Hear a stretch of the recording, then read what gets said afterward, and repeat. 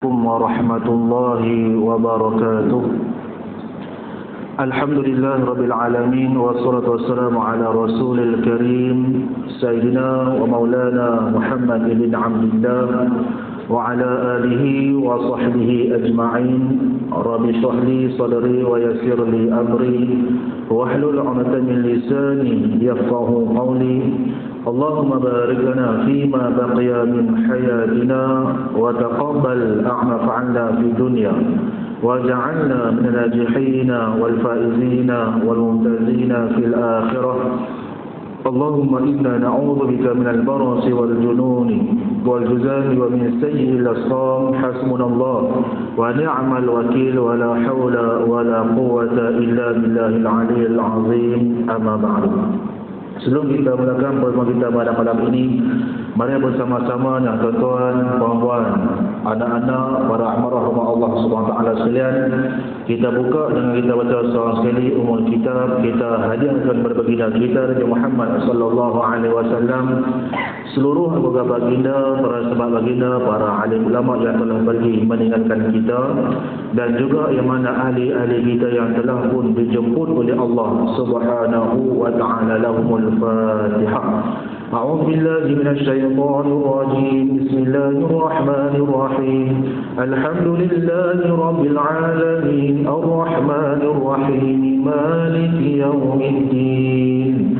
Iyyaka na'budu wa iyyaka nasta'in ihdinas siratal mustaqim siratal ladzina an'amta 'alaihim ghairil maghdubi alaihim waladdallin. Amin amin ya rabbal alamin.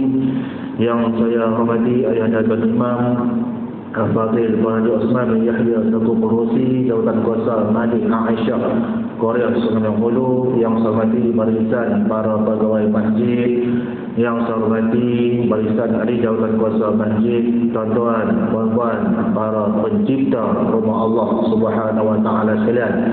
Alhamdulillah, syukur kepada Allah Subhanahu wa taala, dengan izin Allah Subhanahu wa taala Allah pertemukan kita lagi dalam rumah Allah Subhanahu wa taala. Macam biasa tuan-tuan, dan kita di rumah Allah ini pasangan yang iktikaf kita, mudah-mudahan dengan apa yang kita lakukan pada ketika ini Allah menerimanya sebagai satu bekalan untuk kita menuju kepadanya satu hari nanti, yang mana hari itu kita tak tahu bila nak main pada kita, yang pastinya hari itu akan kita tempuhinya. Tuan-tuan dan juga puan-puan sekalian Allah Subhanahu wa taala sekalian, sebelum kita baca tentang kitab kita ni, muka surat 113 yang kita dapati pada minggu lepas. Minggu lepas kita telah pun baca tentang apa yang dikatakan dengan beriman kepada takdir baik dan juga jahat. Kemudian kita pun dah masuk sedikit tentang iman berkurang dan juga bertambah.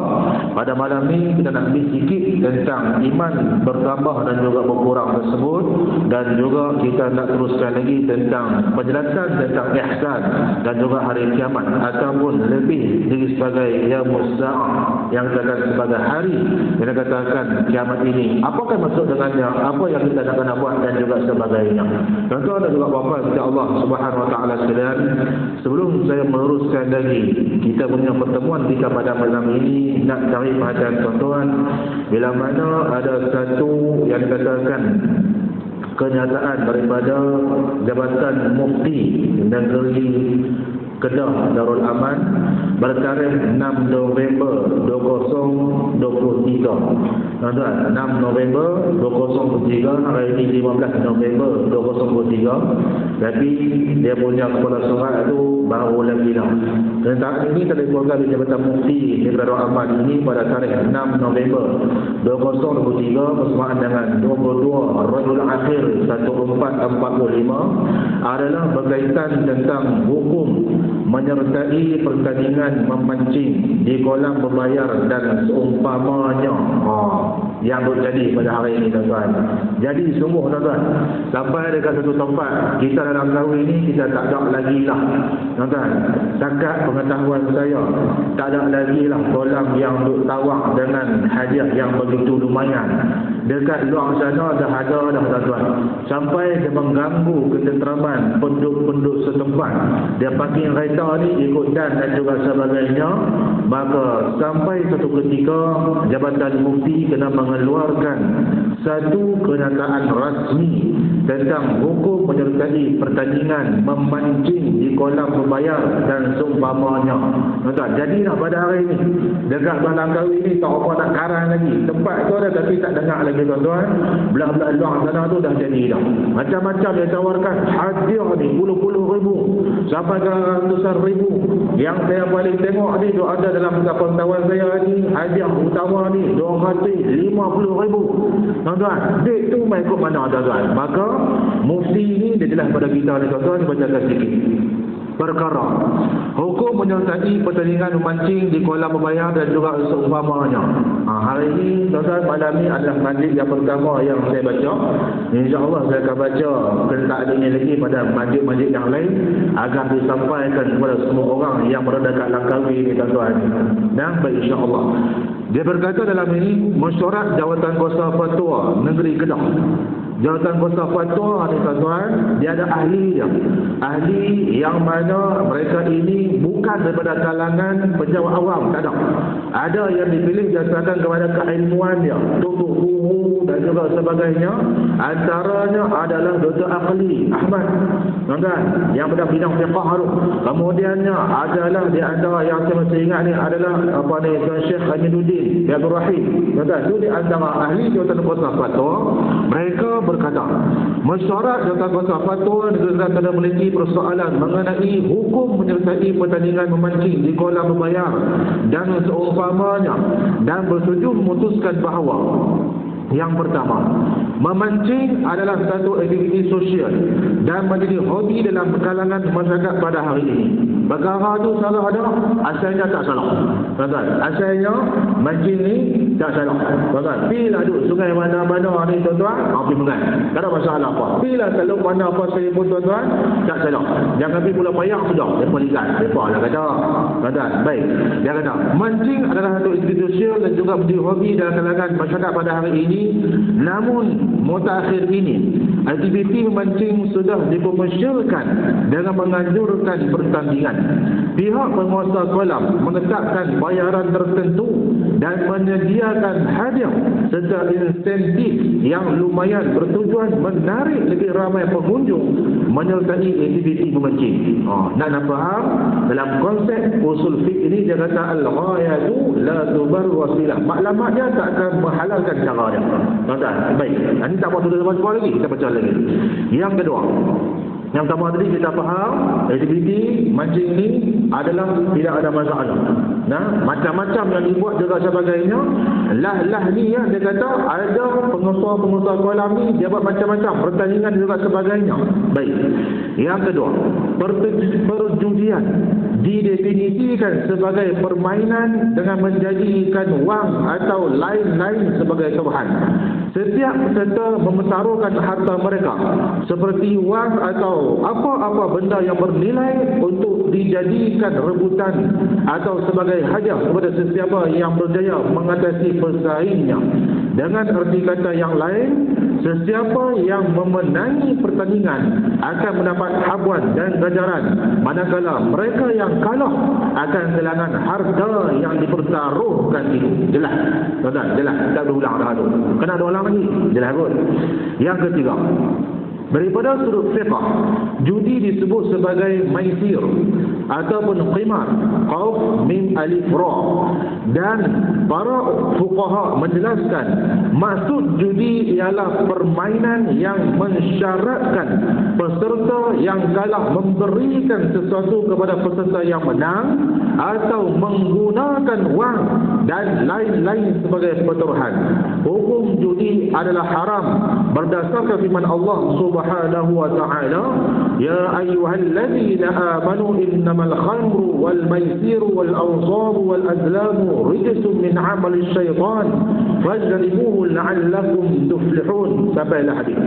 Wahai orang-orang beriman, bahawa Sesungguhnya arak, judi dan juga pemujaan berhala dan mengundi nasib dengan batang-batang anak panah adalah semuanya kotor, keji daripada perbuatan syaitan. Surah Maidah ayat 60. Baik, kemudian oleh kerana itu, kamu hendaklah menjauhkan supaya kamu berjaya. Sesungguhnya syaitan itu adalah bermaksud mahu menimbulkan pengusuhan dan juga kebencian di antara kamu dengan sebab arak dan judi, dan mahu memalingkan kamu daripada mengingati Allah dan mengerjakan sembahyang. Oleh kerana itu, mahukah kamu berhenti daripada melakukan perbuatan-perbuatan yang keji dan juga kotor, atau kamu masih lagi berdengki?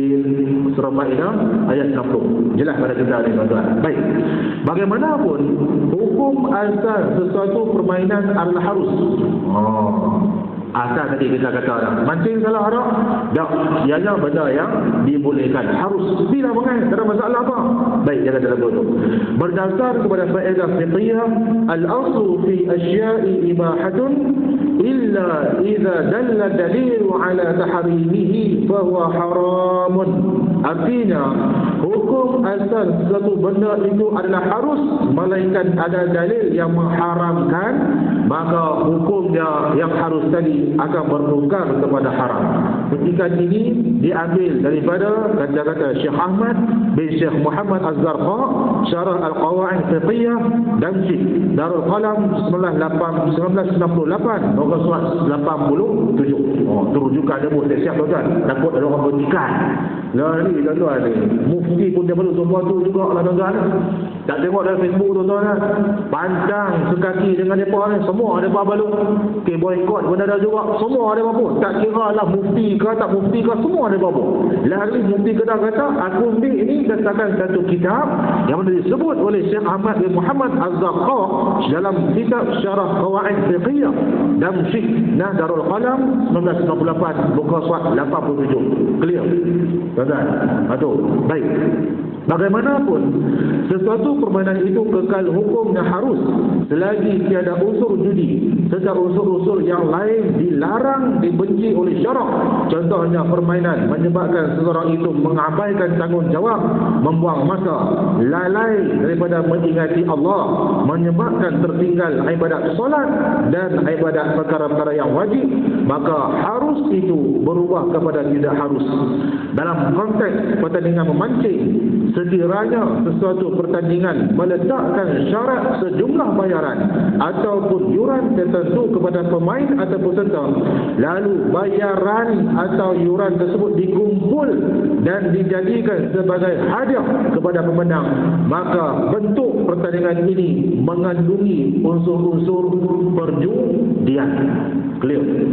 Tuan-tuan, ambil pun semua duit-duit itu buat kata apa dia? Yang adalah hadiah. Yang itu termasuk dalam unsur-unsur perjudian.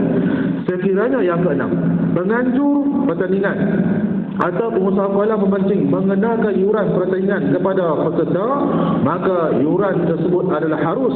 Namun yuran yang dikenakan itu hendaklah dengan kadar yang munasabah bagi tujuan bayaran perkhidmatan dan kos pengurusan seperti sewa tempat dan peralatan yang diperlukan untuk pertandingan, makan minum, tempat meletakkan kenderaan, pembersihan kawasan, utiliti dan lain-lain yang berkaitan.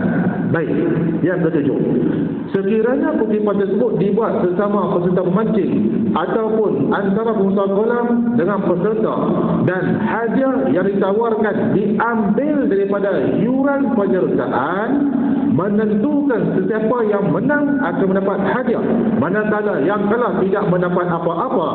Wang penyertaan dikira hilang sekiranya kalah. Hasil kutipan yuran dijadikan keuntungan kepada pengusaha penganjur, maka bentuk pertandingan semua ini adalah haram. Tuan-tuan, jelas. Dia ambil duit itu guna untuk dijadikan sebagai hadiah. Lagi, baru siapa yang menang dapat hadiah, yang kalah tak ada apa. Lagi, yang ketiga, ambil duit itu akan hilang sekiranya dia ni kalah. Habis. Tuan-tuan, yang keempat, hasil kutipan yuran dijadikan sebagai keuntungan pada pihak yang tertentu. maka benda-benda ini, perbuatan ini asalnya adalah harus bertukar kepada haram, kerana ia termasuk di bawah dalam definisi judi dan bertentangan dengan konsep pulangan, iaitu hanya memberi manfaat kepada pemenang sahaja. Ini berdasarkan pandangan Syekh Dr. Wahbah Zuhaili. Wa amma in kana awab milal jani, sampai habis maksudnya, jika sekiranya sumber pulangan hajat itu diperoleh daripada kedua-dua belah pihak, tanpa pihak akan melibatkan pihak ketiga, maka pertandingan itu adalah haram. Seperti mana dua orang sedang berkata, sesiapa yang menang antara kita, maka hadiah akan menjadi miliknya, kerana ini adalah satu bentuk perjudian yang diharamkan. Siapa yang kata? Dr. Wahbah Al-Zuhaili, pengarang kitab Tafsir Al-Munir yang kita baca dulu ni, tuan-tuan. Baik, yang ke-8. Dia kata, bagaimanapun jika hadiah kepada pemenang pertandingan memancing disaja oleh pihak ketiga, bukan daripada kolam, bukan daripada orang-orang yang nak pergi mengai, ada pihak lain, dia kata nak main saja, nak bagi duit, contoh ada saja hadiah hari. Baik, maka itu adalah harus diberdasarkan pandangan dalam yang bermaksud ganjaran atau hadiah adalah datang daripada raja atau salah seorang pemimpin atau pihak yang ketiga. Pemenang berhak menerima hadiah tersebut. Ulama sepakat mengharuskan acara ini. Baik, yang ke-9, pengusaha kolam mancing juga tidak benarkan mengambil apa-apa peluang bagi mengaut keuntungan daripada penganjuran pertandingan mancing, walaupun mancing ikan bukan lagi tujuan utama pemancing, tetapi dengan tujuan untuk memperoleh hadiah lumayan ditawarkan oleh pengusaha kolam. Itu yang terjadi pada hari ini, tuan-tuan. Jelas. Yang ke-10, Jawatan Kuasa Fatwa di Kedah menasihatkan semua pihak yang terlibat dalam penganjuran pertandingan memancing ini agar dapat memastikan pertandingan memancing menepati kehendak syariat dan mematuhi undang-undang yang berkuat kuasa di Negeri Darul Aman. Wallahu a'lam. Disahkan oleh Datuk Paduka Syekh Fadil bin Haji Awang, Mufti Negeri Darul Aman, tarikh 6 November 2023 bersamaan 22 Rabiul Akhir 1445. Jadi tuan-tuan juga mohon kepada Allah Subhanahu wa taala sekalian, asal hukum adalah harus dia akan berubah kepada haram sekiranya andai kata terdapat ada unsur-unsur yang menyebabkan haramnya perbuatan itu, walaupun asalnya ialah harus. Yang ini telah kita jumpa dalam hadis yang pertama kita adalah tentang niat, tuan-tuan. Baik, tuan-tuan juga mohon kepada Allah Subhanahu wa taala sekalian. Maka kita sambung lagi bacaan kita pada malam ini. Muka surat Fatih 12, iman berkurang dan juga bertambah. Qala mu'allifur rahimahullah ta'ala, menurut pendapat jumhur ulama bahawa iman itu berkurang dan juga iman itu bertambah. Berkurang kerana kurangnya taat. Ulama kata macam tu. Iman akan berkurang apabila berkurangnya akan ketaatan. Bertambah adalah kerana tambahnya ketaatan. Tuan-tuan, baik, dia bukan diwarisi, dia bukan boleh ambil pada orang yang tertentu, maka individu itu sendiri yang kena menentukan. Alasan dibukakan mereka ialah alasan akal dan juga nakal daripada Al-Quran dan juga hadis. Menurut pendapat akal, tuan-tuan, otak ini, bahawa kalau tidak berlebih kurang hakikat iman, tentulah iman setiap orang daripada umat ini, termasuk orang yang mengerjakan kejahatan, sama saja dengan iman para nabi dan juga malaikat. Yang tu, tuan-tuan, faham tak tuan-tuan maksud dia ni? Maksud dia sekuat balik dan tabik balik. Iman ini menurut pandangan akal ni, dia kata kalau tidak ada iman ini bertambah, kalau tidak ada iman ini berkurang, maka tentulah iman ini akan sama saja. Tuan-tuan, sehingga dia label iman ini sama dengan para nabi dan juga para malaikat. Dia kata lagu tu, hang buat jahat haram mana sekalipun, kalau tiba-tiba hang buat ketaatan, tiba-tiba dia bertambah ketaatan, tambah ketaatan, tambah ketaatan, sama level iman hang tu dengan para malaikat dan juga para nabi, dia macam tak apa. Tuan-tuan. Baik, yang itu dia masukkan tu. Maka dia kata dalam ini, dan ini terang-terang tidak dapat diterima oleh akal.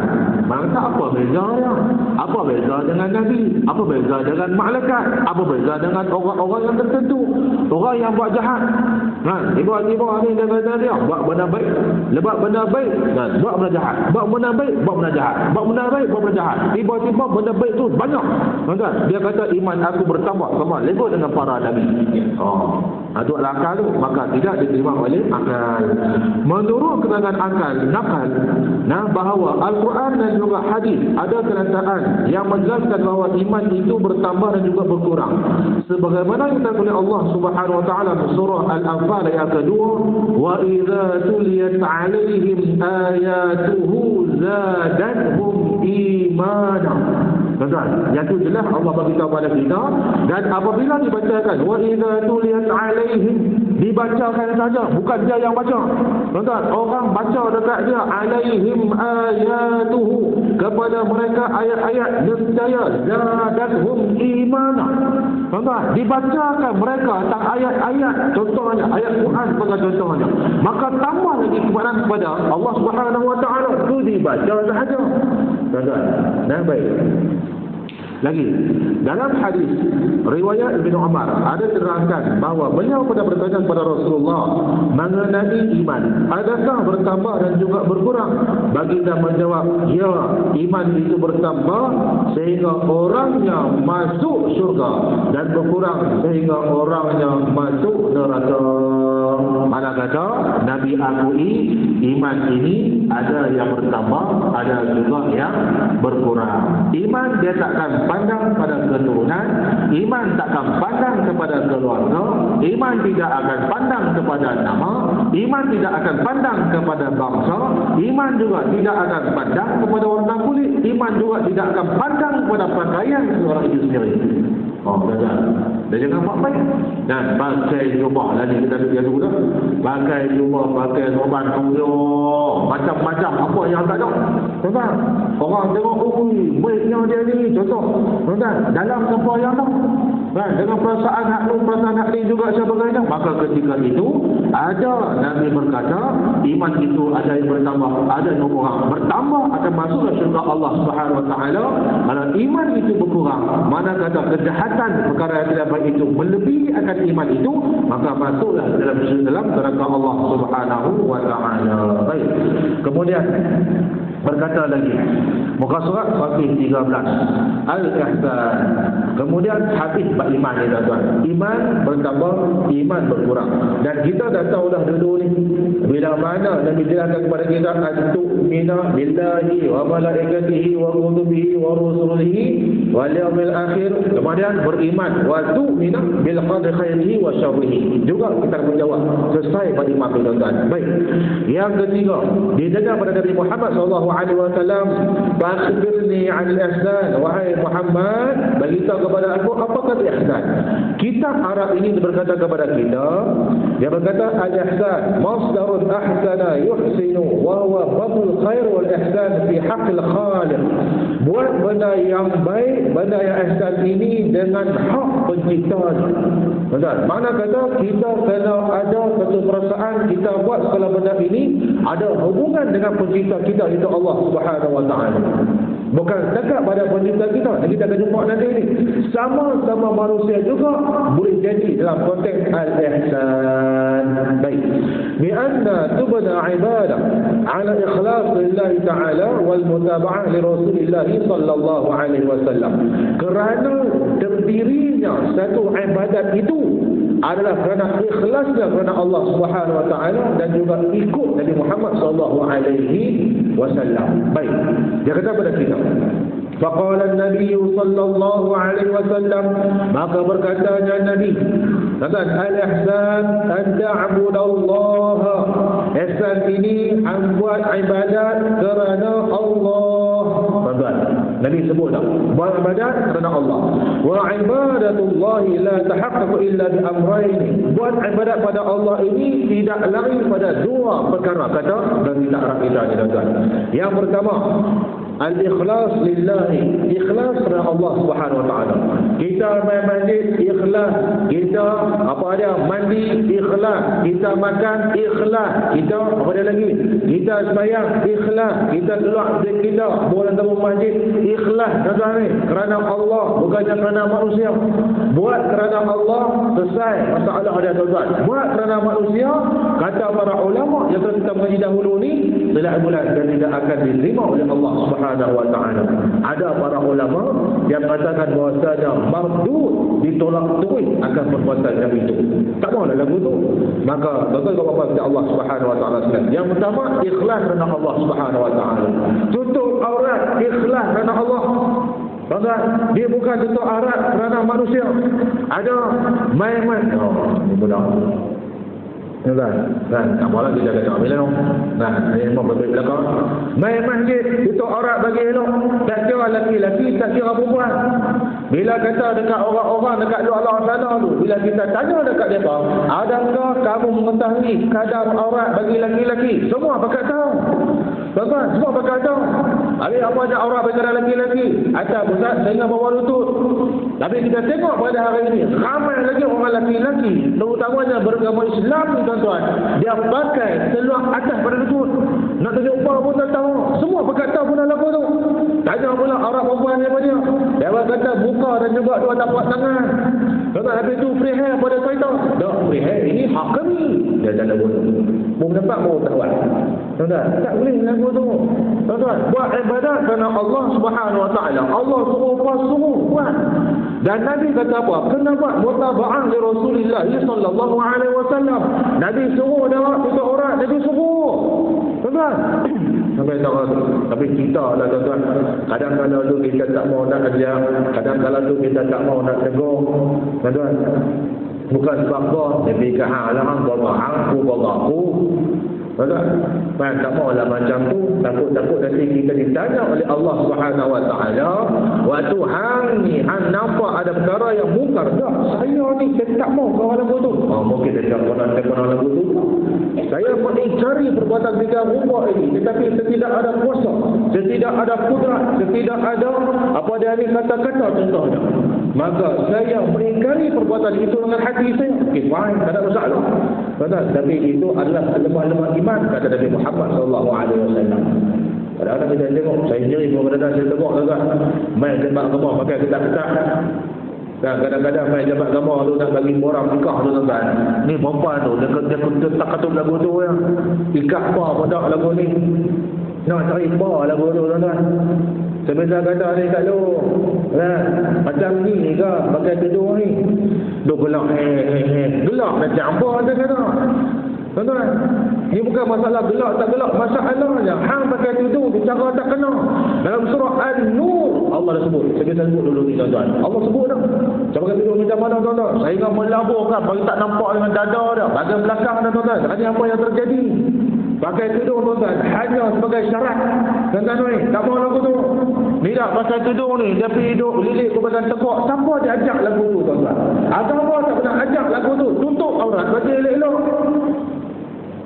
Ni main masjid tutup aurat tu elok. Keluar masjid macam-macam yang terjadi. Nak nikah tutup aurat elok dah, pakai baju pula ketat. Tak kena tuan-tuan. Tak apa lah Ustaz, bukan senang nak kahwin. Halah, bukan senang nak kahwin. Tu dosa hang, tutup lelaki hang yang temu. Tuan-tuan, kena banyak benda lalu. Tuan-tuan, Allah Subhanahu wa taala sekalian. Maka jangan ada kat sini ikhlas kerana Allah Subhanahu wa taala dan juga ikut Nabi Muhammad sallallahu alaihi wasallam, ai ibadatul insan rabbuhu subhanahu wa ta'ala yaraka. Buatlah ibadat itu seorang manusia itu kerana Allah Subhanahu wa taala, bagaimana Allah nampak dia itu. Baik. Dia kata lagi kepada kita, fa in lam takun tarahu fa innahu yaraka. Kalau kamu tak nampak Allah Subhanahu wa taala dalam buat badan itu, maka Allah perhatikan kamu. Ai uqbuduhu ala wajhi khawf wa la tukhalifu. Sembahlah kamu kepada Allah, buatlah kamu ibadat itu kerana Allah, kerana takutkan kepada-Nya. Janganlah pernah kamu menyalahi akan peraturannya. Tuan-tuan, kita buat bagi takut, bagi betul-betul. Tuan-tuan, anggap kata ini kita ibadah yang terakhir kita. Habis itu macam tu tuan-tuan, kita sebut dulu ni. Kita tukar sikit slogan. Daripada kata andai ini Ramadan terakhir, kita ubah tuan-tuan. Andai ini takbir kita yang terakhir. Tuan-tuan ni, angkat tangan tu, takutlah ya Allah, kau terima ke tak ya Allah takbir aku ni ya Allah. Kita sujud ya Allah, kau terima ke tak ya Allah sujud ni ya Allah. Kita baca doa ni ya Allah, kau terima ke tak ya Allah. Seolah-olah kita takut kepada Allah SWT. Itu maksudnya tuan-tuan. Jangan pernah kita menyalahi peraturan yang Allah tetapkan kepada kita. Tuan-tuan, itu seorang hamba yang baik tu. Al-ihsan begitu rumah. Baik, lagi saya kata kepada kita. Ihsan, dia ada 4 kecil. 4 kecil di bawah tu dia berkata, ihsan menurut pengertian bahasa ialah berbuat baik kepada orang lain atau mengerjakan dengan sesuatu perbuatan. Menurut pengertian yang disebutkan dalam hadis ini ialah engkau menyembah Allah. Tuan-tuan, ihsan yang disebut dalam hadis ini tuan-tuan, sembah kepada Allah. Tuan-tuan, sama-sama manusia kena jaga tak? Dalam pengertian ihsan, 4 kata kecil di bawah tu, ya, memang sama-sama manusia kita kena menjaganya. Dalam konteks hadis yang disebut yang ini, bahwasanya ihsan ini buat ibadat kerana Allah Subhanahu wa taala. Ialah engkau menyembah Allah seolah-olah engkau melihat akan dia. Tetapi jika engkau tidak dapat melihat akan dia, iaitu Allah, maka sesungguhnya Allah melihat akan engkau. Kita tak nampak Allah tuan-tuan, bukan macam apa dia benar-benar lain kan, nak sembah-sembah satu tu tidur depan tu dia tangan keluar mata. Betul lagu tu lah kan, tidur baru tiba-tiba macam-macam lah tuan-tuan kan. Agama-agama lain kita bukan lagu tu tuan-tuan. Habis itu depan kata tu Kaabah tu macam apa, semua Kaabah kan, dia tu simbolik dia tuan-tuan. Dan kita sebut Allah Subhanahu wa taala sebagai kiblat kita. Baik, jika engkau tidak melihat Allah, maka sesungguhnya dia melihat akan engkau. Menyembah Allah bererti mengabdikan diri kepada Allah dengan ibadat menurut cara yang sebaik-baiknya pada sudut zahir dan juga pada sudut batinnya. Zahir kita kena jaga, batin juga kita kena jaga. Buat ibadat bagi betul. Kadang-kadang sembahyang ni dia libat anggota yang zahir. Tuan-tuan, kita tu langsung kita kan, angkat takbir Allahu Akbar, zahir lah tu tuan-tuan. Mana kata dalam ni, ihsan ini zahir dan juga batin buat bagi elok. Batin kita nak jaga juga tuan-tuan. Dalaman kita ni sembahyang bagi elok, sembahyang semata-mata kerana Allah Subhanahu wa taala. Kita tak mau sembahyang hanya tinggal sembahyang, dalamnya kosong, tidak ada apa-apa. Yang tu kita tak mau tu tuan-tuan. Contoh main sembahyang hari Jumaat. Bila main sembahyang Jumaat ni jadi trend dah tuan-tuan kan, jadi trend dah. Masjid tuan-tuan pun ada tuan-tuan hari Jumaat. Sebesar tengok budak-budak yang main sembahyang Jumaat tu. Bila main sembahyang Jumaat tuan-tuan, adalah budak-budak sekolah kan, main sembahyang Jumaat. Mereka main handset dalam masjid.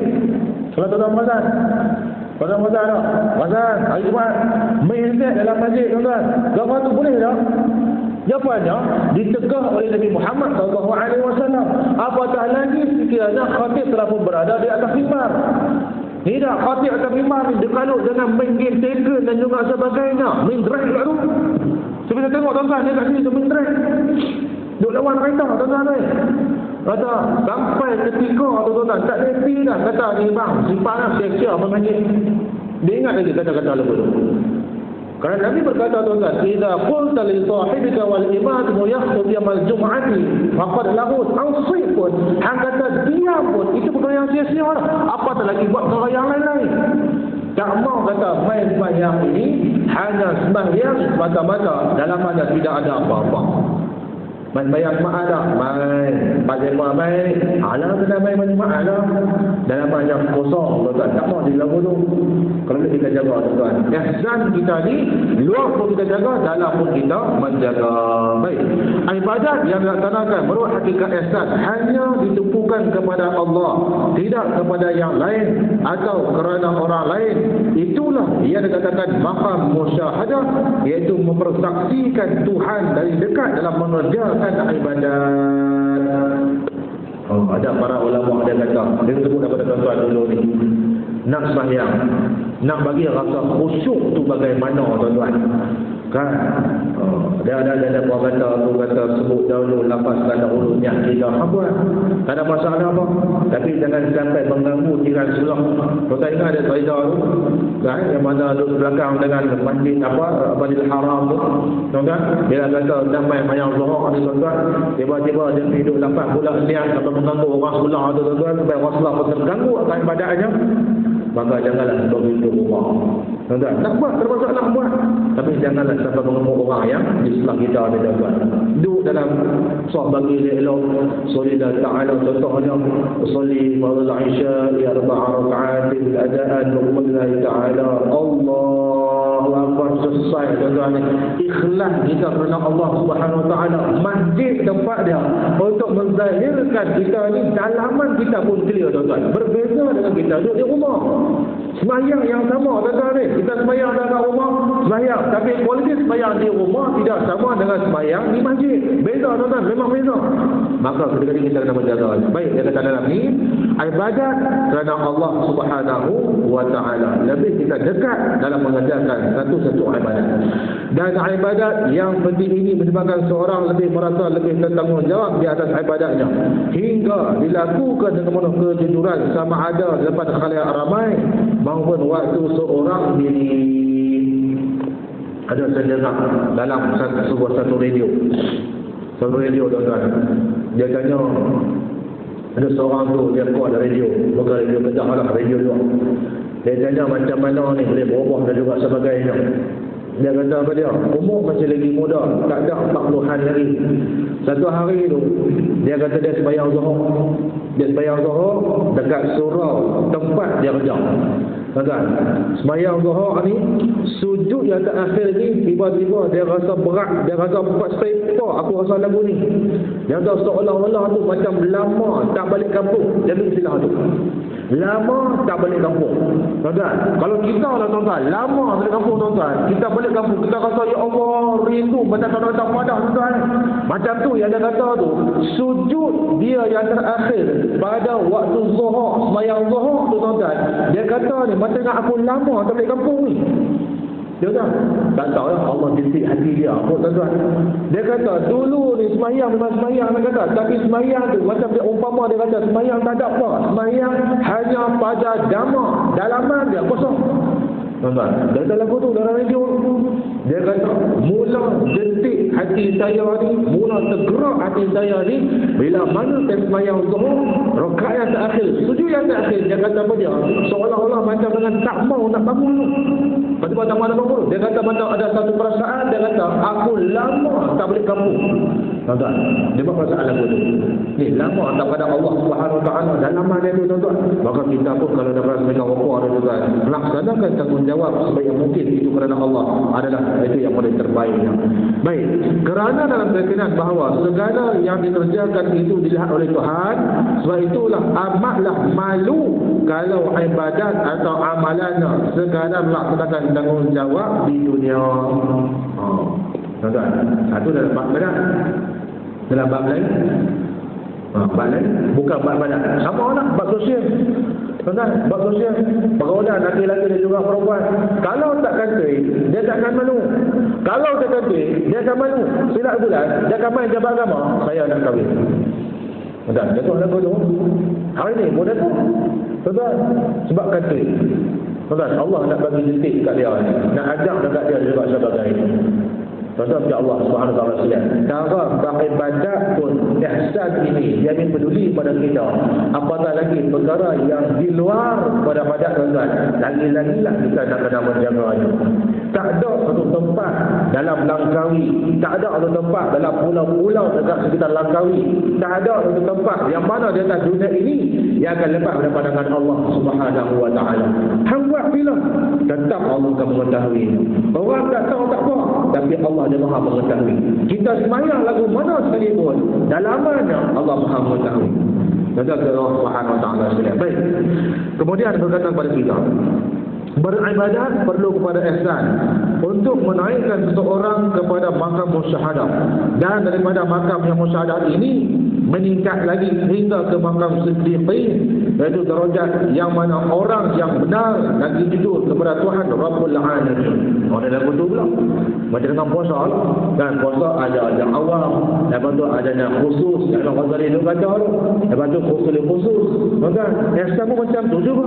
Dia kata ada yang biasa, ada sikit ni musyahadah buat kerana Allah Subhanahu Wa Taala dengan perasaan kata Arab ni sebut adalah perasaan kita takut pada Allah Subhanahu Wa Taala. Lepas musyahadah tu dia ada perasaan siddiqin, jujur terus dengan Allah Subhanahu Wa Taala.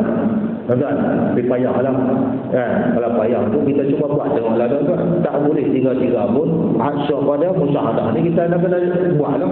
Musyahadah ni tuan, dia ni konsep dia seolah orang yang memperhatikan kita. Contoh. Kalau lah kita sembahyang, kan kita sembahyang, kita letak CCTV depan diri kita untuk sembahyang. Tuan-tuan, orang lain kata kita seorang Allahu Akbar, agak-agak sembahyang kita tu tertib ke tuan-tuan? Tertib. Pasal apa? Sebab ada benda yang merhatikan kita. Benda apa? CCTV. Benda apa? Kamera. Tuan-tuan, macam tu juga benda yang kita nampak dengan mata kasar kita. Allah nampak dah? Dah. Tapi Allah ni tuan-tuan, dia ni merhatikan apa yang kita lakukan. Itu yang kita nak tanamkan. Takut pada Allah Subhanahu Wa Taala. Buat ibadat, kita makam adalah makam musyahadah. Allah perhatikan kita. Bukan setakat musyahadah saja, kita boleh tergolong dengan orang-orang yang siddiqin. Tuan-tuan juga apa kepada Allah Subhanahu Wa Taala sekalian. Baik, dia kata kepada kita ni tuan-tuan, martabat dalam kitab Arab ni dia kata, fa illam takun tarahu fa innahu yaraka. Kalau kamu tak nampak Allah Subhanahu Wa Taala, Allah perhatikan kamu. Fa tara al-ihsanu martabatan, dan untuk ihsan ini ada dua martabat dia kata kepada kita. Yang pertamanya martabatul talab, martabat talab yang dituntut. Anta abudallaha ka'annaka tarahu. Buatlah ibadat itu sebagaimana kamu nampak Allah merhatikan akan kamu. Tuntut untuk kita buat tuan-tuan. Yang kedua, martabat adalah al-haram. Anta abudallaha wa huwa yaraka. Yang tadi kita buat ibadat, kita dituntut untuk merasakan kita buat ibadat tersebut Allah merhatikan kita. Ka'annaka tarahu. Kita nampak akan Allah Subhanahu Wa Taala. Yang kedua, martabat yang kedua ni tuan-tuan, dia kata buat ibadat kerana Allah ni sebagaimana Allah nampak kita buat ibadat itu sendiri. Lebih faham konsep bacakan musyahadah tadi lah tuan-tuan. Yang kata tolak tadi ni, yang kata martabatul tolak tadi ni, kita dituntut agar kita buat ibadat sebagaimana kita nampak Allah di hadapan kita. Tapi mustahil mana ada orang nampak. Tuan-tuan, masuk dekat sini ni, nampak Allah tu tuan-tuan, ikhlas kerana Allah Subhanahu Wa Taala, bukan kerana benda yang lainnya. Yang kedua, martabatul haram. Haram ni adalah seolah-olah kita buat ibadat kerana Allah Subhanahu Wa Taala dan Allah perhatikan akan kita kembali. Tu tak badat, luak pada badat lagi lah. Tak tidur pegang anu, buat pada tak elok, lagi-lagi dah Allah perhatikan kita. Fahzarhu, maka hendaklah kamu berhati-hati. Kama qala Allah Azza wa Jalla, subhanahu Allah Subhanahu Wa Taala surah Al-Imran ayat 30, wa yuhadzirukumullahu nafsah. Allah yang akan berhatikan. Kata Allah Subhanahu Wa Taala sekalian. Baik, kata apa insya-Allah Subhanahu Wa Taala sekalian, maka yang tu selesai bab ihsan. Ihsan ni masa mudah dia, dengan Allah pun kita nak jaga, sama-sama manusia pun kita kena menjaga. Dalam hadis Nabi kata ihsan ini adalah ibadat kepada Allah Subhanahu Wa Taala. Hubungan kita dengan Allah Subhanahu Wa Taala. Kata kepada Allah Subhanahu Wa Taala sekalian. Yang berikutnya, tidak kita mati pada apa malam ini untuk pergantian tuan. Nomor 4 kita boleh. Yang kelima, dia berkata kepada kita hari kiamat ataupun as-sa'ah. Qala fa'akhbirni 'anil sa'ah.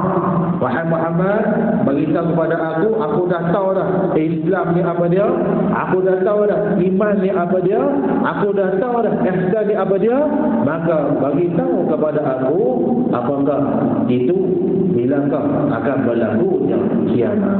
Kata Bapak Allah Subhanahu wa taala sekalian, lam yu'id qawluhu sadaqta iktifaan bil ula. Ini Jibril tak ulang kalimah sadaqta ya Rasulullah. Betul ya Rasulullah. Tak ada. Betul. Pasal apa ni? Sebab dia berkata sudah memadai dengan yang pertama. Berkata membenarkan apa yang dibawa ataupun dikatakan oleh baginda Nabi Muhammad sallallahu alaihi wasallam. Baik, kita masuk sikit lagi tuan-tuan. Kata Nabi dah, apa dah kan? As-sa'atu hiya. Sa'ah ini tuan-tuan. Nah, sa'ah ni pada ada kata pada kita ni, qiyamun nas min quburihim li rabbil alamin. Akan bangunlah semua manusia ini pada kubur mereka kerana Tuhan yang menciptakan segala alam. Allah Subhanahu wa taala. Kan dulu kita kaji dah tuan-tuan, waktu mana nanti ini berlakunya hari kiamat, kan? Yang hari kiamat ni semua akan keluar bertebaran macam dengan belalang yang keluar tuan-tuan tu. Kita tengok ada dulu ni, mungkin kita akan jumpa lagi pada minggu depan ni tuan-tuan. Keluar ni tuan-tuan, macam dengan belalang ni tuan-tuan, tak tahu dapat ke mana. Tuan-tuan, macam kita tengok video lah tuan-tuan, dekat belah-belah sana tu tuan-tuan, depa tunjuk video belalang ni main ke semua, nak pijak pun tak boleh tuan-tuan ni, nak pijak sana, semua belalang belakang. Macam itulah juga perumpamaan dengan manusia nanti ini akan dibangunkan, semuanya akan bangun untuk Allah Subhanahu wa taala, yakni al-ba'ts, hari kebangkitan kita.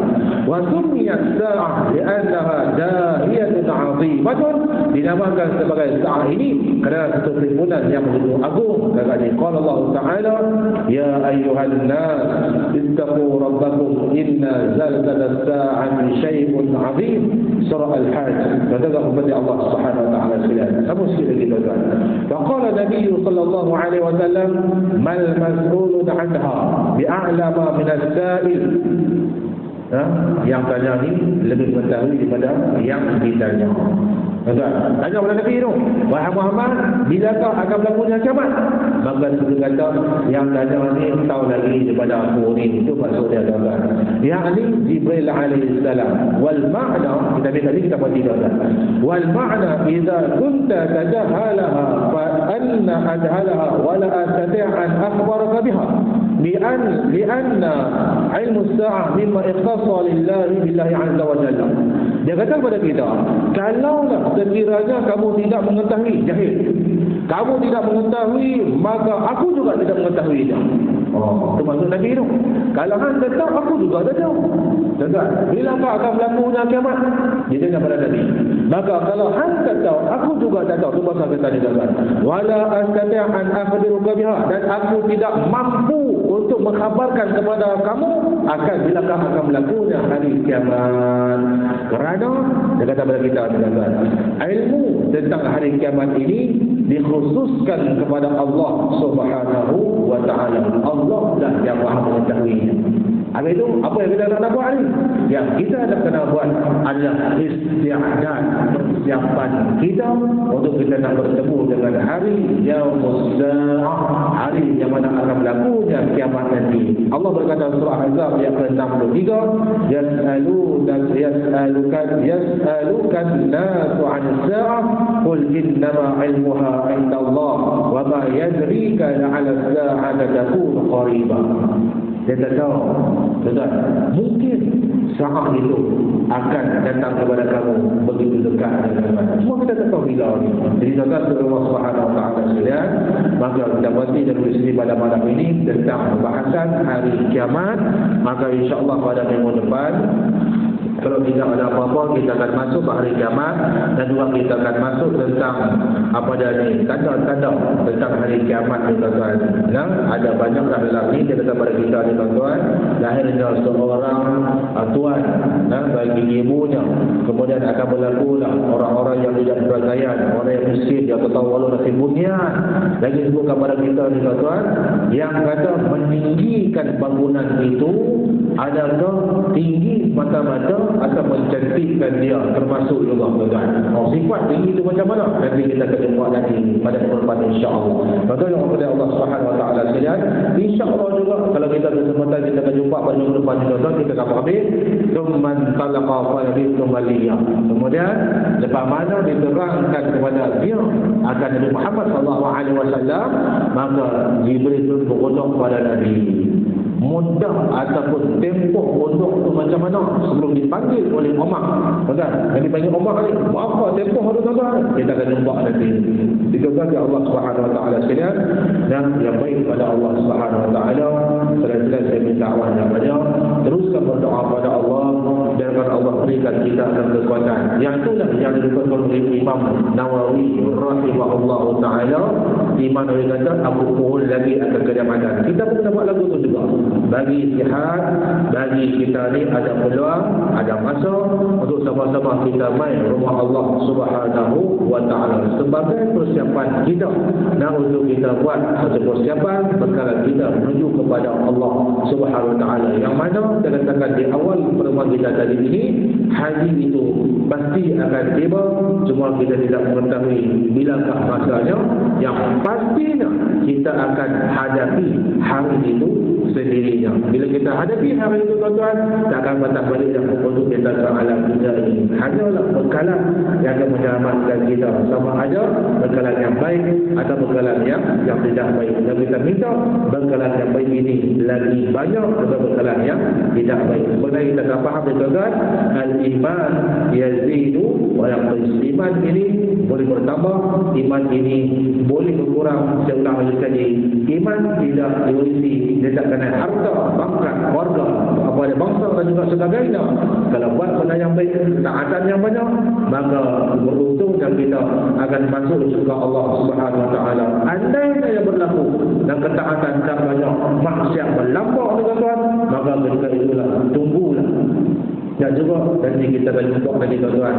Dan satu hadis Nabi Muhammad sallallahu alaihi wasallam yang Nabi jelas kepada kita ni, kalau nak buat benda yang baik, dan yang kita faham musyahadah tadi ni, dan yang kita eksan ni musyahadah, lepas tu sedikit dari tuan-tuan ni, buat benda yang baik, berterusan benda yang baik tuan-tuan.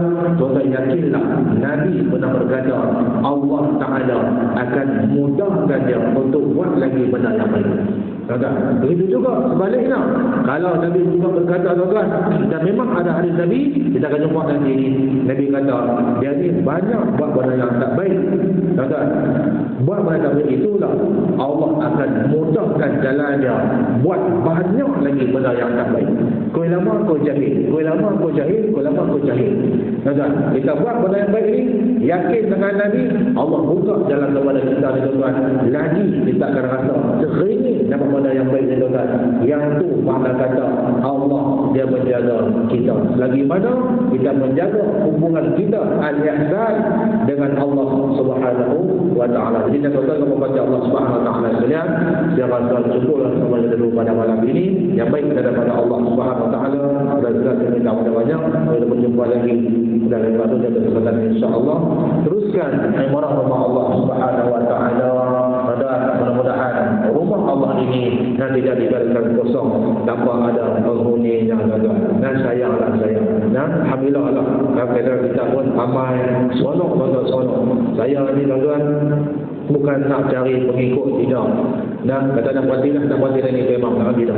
Kadang-kadang tu saya pergi dekat satu buah masjid tu tuan-tuan, waktu mula-mula saya pergi tu, bayangkan tengok depan saya cuma ada 6 orang.